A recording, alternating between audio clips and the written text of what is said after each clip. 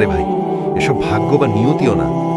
ভাগ্য বা দুর্ঘটনাই যদি হতো এসব, কোনোদিন কোনো মন্ত্রী বা মন্ত্রীর পোলাপান মরে না কেন?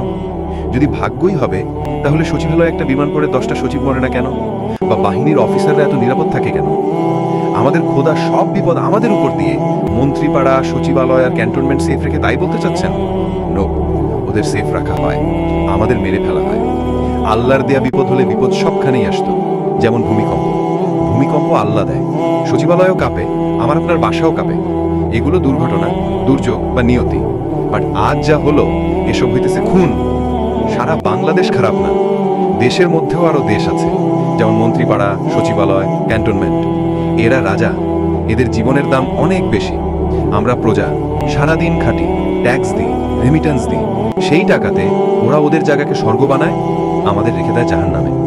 আমাদের ছেলেমেয়েরা টিফিন খাওয়ার আগে মরে যায়, ওরা শোক করে, প্রচুর সমবেদনাও জানায়।